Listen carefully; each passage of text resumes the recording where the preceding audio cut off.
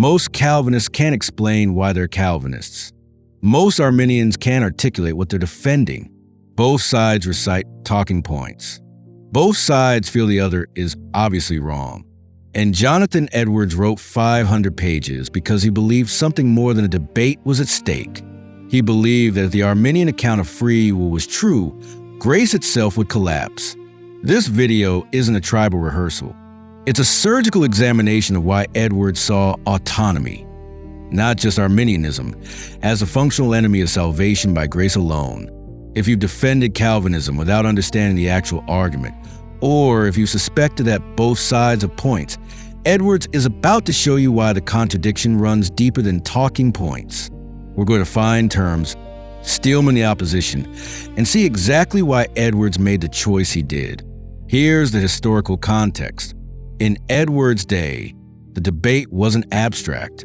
Arminianism was spreading through New England churches, and Edwards watched conversions become performances, assurance become presumption, and the sovereignty of God become a negotiable doctrine. He didn't write freedom of the will as an academic exercise.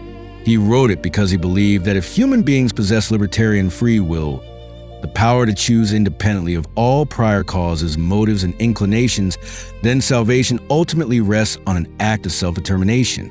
And if salvation rests on self-determination, grace is no longer grace. It's a conditional offer awaiting human activation. Edwards saw this as existentially catastrophic. So he dismantled the Arminian position systematically, definition by definition, until the internal contradictions were undeniable. The question this video answers is, what did he see that required 500 pages to expose? First, the Arminian claim. Let's steelman it. The Arminian position, specifically the version Edwards engages, rests on conviction that moral responsibility requires libertarian freedom. That is, you are only truly responsible for a choice if, at the moment of decision, you possess the power to choose otherwise in absolutely identical circumstances.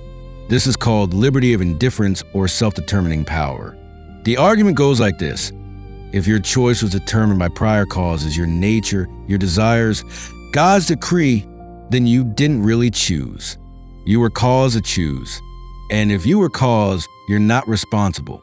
You're a puppet, a robot, a mechanism. For Arminians, this is a hill to die on. Without libertarian freedom, moral accountability dissolves, divine commandments become cruel, and praise and blame lose all meaning. The appeal is intuitive. It feels like real freedom requires the ability to do otherwise. It feels like responsibility requires independence from prior causation. And this is why Arminianism endures. It maps onto our immediate psychological experience of decision-making. Edwards understood this appeal. He didn't dismiss it as stupidity or rebellion. He recognized that the Arminian account seems to protect human dignity, moral seriousness, and the fairness of divine judgment.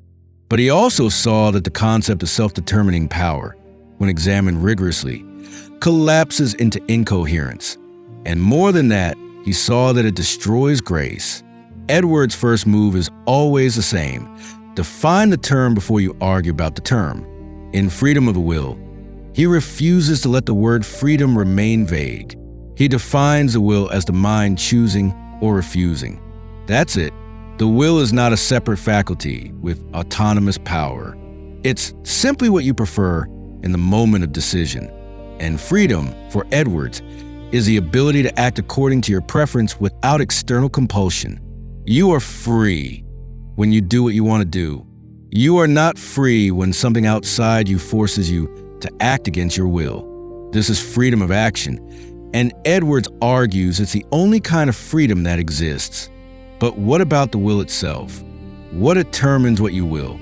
Edwards answers, the strongest motive, desire, or inclination present in the moment of choice. You always choose what you most want, given the circumstances and your nature.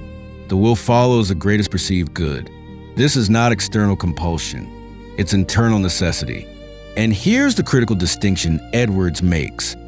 Moral necessity is not the same as natural necessity. Natural necessity is physical causation, gravity, chains, neurological damage. Moral necessity is a certainty that flows from your nature, desires, and motives. When a man loves his wife, he necessarily, in a moral sense, desires her well-being. He's not forced. He's acting according to his nature.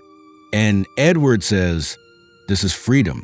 The man is free because he's doing what he wants. He's responsible because the desire is his. The Arminian, however, objects, but if his desire was caused by his nature, and his nature was given to him, either by God or heredity or environment, then he didn't choose his desire. And if he didn't choose his desire, how is he responsible for acting on it? Edwards replies, you're confusing categories. Responsibility doesn't require that you cause your own desires.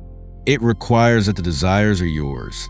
The man who loves his wife is morally praiseworthy because love is his inclination. The man who hates his wife is blameworthy because hatred is his inclination. The question is not could he desire differently in identical circumstances. The question is what does he desire, and is that desire his? If the desire is his, if it flows from his nature, he's responsible. This is where Edward's precision becomes surgical. The Arminian wants self-determining power, a will that causes itself, independent of all prior influence. But Edwards asks, what would that even mean? If your will is independent of your nature, your desires, your motives, your understanding of the good, then on what basis does it choose? Random chance? Arbitrary preference? And if it's arbitrary, how is it morally significant? Moral significance requires that choices flow from character. If your choices don't flow from who you are, they're meaningless. They're dice rolls. And you can't be praised or blamed for a dice roll. Edwards concludes, the concept of self-determining power is incoherent, a will that determines itself, independent of all prior causation, is a will that acts for no reason, and a will that acts for no reason is not morally responsible. It's random. The Arminian, trying to defend responsibility, accidentally destroys it. But here's where it gets existentially dangerous. Edwards didn't just see the Arminian position as logically flawed. He saw it as a functional denial of grace. Here's the logic. If salvation requires a libertarian free choice, a choice made independently of God's prior causation, independent of any regenerating work in the heart, independent of any new nature or new inclination, then what actually saves you? The offer of grace? No, grace is only the opportunity. What actually saves you is your autonomous act of acceptance. And if your act of acceptance is what makes the difference between salvation and damnation, then you are the decisive cause. Grace becomes the occasion. Your will becomes the cause. And Edwards says, that's not grace. That's works under a different name. The Arminian will protest. We affirm salvation by grace. We just say grace must be freely accepted. And Edwards replies, but if your acceptance is not caused by grace, if it's an act of self-determining power, then grace didn't cause your salvation. You did. Grace provided the option. You provided the decisive act. This is why Edwards calls Arminianism a system where man's will is the sovereign and God's grace is the servant. God offers, man disposes. The final verdict rests on an act of human autonomy. And if the final verdict rests on human autonomy, then the glory for salvation is divided. God gets credit for the provision. You get credit for the decision. Edwards believed this was not a minor theological quibble. It was a dismantling of the gospel. Because if salvation depends on autonomous human act, then assurance is impossible. You can never be sure. Did you choose rightly? Was your will truly self-determining? Or were you influenced by fear, emotion, social pressure? If your salvation rests on the purity of your libertarian choice, you're back to works righteousness, just with a different vocabulary. And here's the deeper psychological point. If you believe you need autonomous, self-determining power to be a real person, then you can't accept that God is the ultimate cause of your regeneration. You need to be the cause. You need to have done something that God didn't cause, so that your salvation is yours. This is the pride Edwards saw lurking beneath the Arminian defense of free will. It's not just a philosophical error. It's a refusal to be utterly dependent. It's a demand that grace be conditional on something you provide, even if what you provide is just the act of acceptance. Edwards' Calvinism flows directly from his rejection of this. If you don't have self-determining power, if your will follows your strongest inclination, then salvation must be caused by a prior work of grace. Regeneration must precede faith. God must give you new inclinations, a new nature, a new heart that desires Christ, and then you believe. You believe freely because you're doing what you want. But what you want was caused by God's sovereign, unconditional grace. You can't take credit. You can't divide the glory. And because you can't take credit, your assurance doesn't rest on the purity of your decision. It rests on the sufficiency of God's work. This is why Edwards chose sovereignty. Not because he loved control, not because he wanted a tribal identity, but because he believed the Arminian account made grace conditional, assurance impossible, and human autonomy the functional savior. But the objection won't go away. Doesn't this make us robots? If my will is determined by my nature and my nature is given by God, then I'm not responsible. I'm just doing what I was programmed to do. Edwards answers this directly, and the answer is simple but requires careful attention. Responsibility is not the ability to do otherwise in identical circumstances. Responsibility is acting according to your own will. If you do something because you want to do it, you're responsible. If you're forced to do it against your will, you're not responsible. That's the distinction. Here's an example Edwards would use. A man commits adultery. He desired the woman. He pursued her willingly. No one held a gun to his head. He's morally responsible. The fact that his desire for her was stronger than his fear of consequences, stronger than his love for his wife, stronger than his knowledge of God's law, none of that removes his responsibility. He acted according to his will. Now, could he have chosen differently? Not in the libertarian sense. Given his nature, his motives, his desires in that exact moment, he necessarily chose adultery. But necessarily here means morally necessarily, not mechanically. He wasn't a robot. He was a man doing what he most wanted to do. And that's why he's guilty. The confusion arises when people equate moral necessity with external compulsion. Edwards says, no, necessity just means certainty. It was certain he would commit adultery, given who he was. But certainty doesn't equal force. The certainty flowed from his character, not from chains. And because it flowed from his character, he's accountable. Flip the example. A regenerate man hears the gospel and believes. He believes because his heart has been changed, his inclinations have been reordered, and Christ now appears beautiful to him. Could he have rejected Christ in that moment? Not if his nature has been transformed. He necessarily believes. But he's not forced to believe. He believes willingly. He wants Christ. His will is free. He's doing what he wants, but his will is not self-determining. It was determined by the prior work of the Holy Spirit. And because it was determined by grace, all the glory goes to God. Edwards' point is this. The Arminian fears that if you can't do otherwise, you're not responsible. But Edwards says, if your choices don't flow from who you are, you're not responsible. Moral responsibility requires that your actions express your nature. If they don't, they're meaningless. And if they do, then whether you could have done otherwise in some abstract metaphysical sense is irrelevant. You did what you wanted. That's what makes you accountable. This is why Edwards can affirm both sovereignty and responsibility without contradiction. God sovereignly ordains all things, including human choices. But human choices are still free in the only sense that matters. They're willing, not coerced, and they're still responsible because they flow from the person's nature. The necessity is moral, not mechanical. And moral necessity is the ground of accountability, not its negation. So why did Edwards choose sovereignty? Because he believed the alternative was incoherent and destructive. The Arminian account, when pressed, either collapses into randomness, a will with no cause is a will with no reason, or smuggles and works righteousness. Salvation depends on an autonomous human act. Edwards saw both outcomes as catastrophic. The incoherence meant the Arminian position couldn't survive philosophical scrutiny.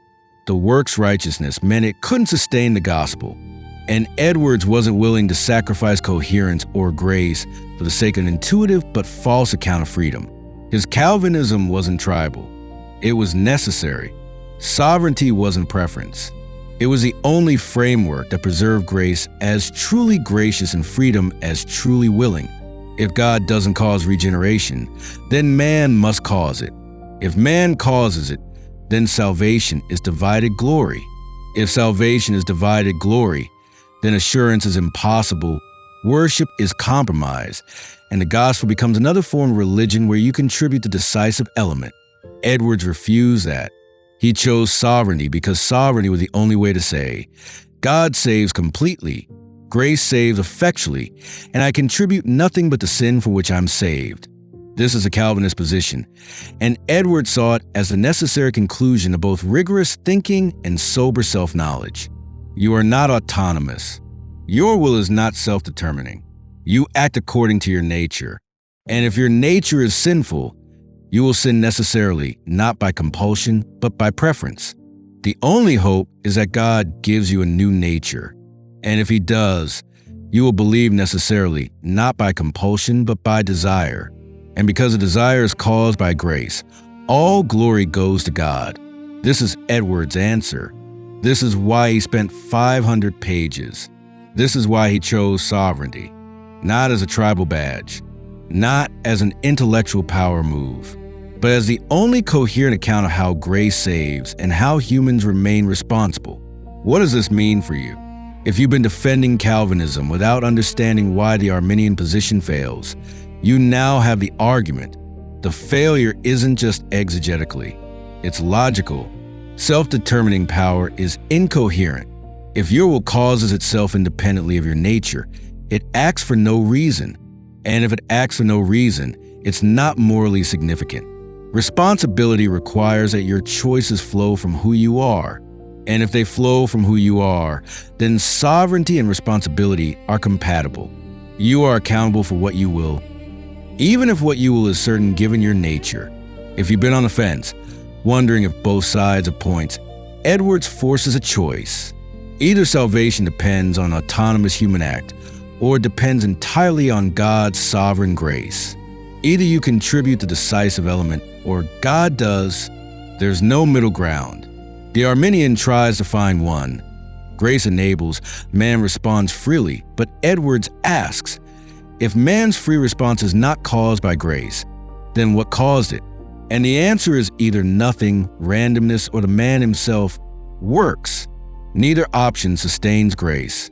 And if you've wondered whether you're responsible for sins you commit according to your nature, Edwards gives you clarity. Yes, you're responsible, because you did what you wanted. The fact that you wanted it necessarily, given your sinful nature, doesn't remove your guilt. It confirms it. You're not a victim of your nature. Your nature is you, and that's why you need a new nature. That's why regeneration must precede faith. That's why grace must be unconditional and effectual. Because if grace only enables and you must activate it by an autonomous choice, then your fallen will, acting according to your sinful nature, will reject it every time. Edwards saw this clearly, and that's why he chose sovereignty. Because sovereignty is the only doctrine that says, if you are saved, God saved you completely. You didn't contribute the decisive act. You didn't activate the grace. You received a new nature, and then you believed.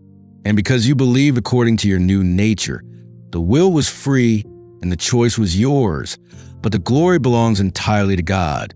Define the term before you argue about the term.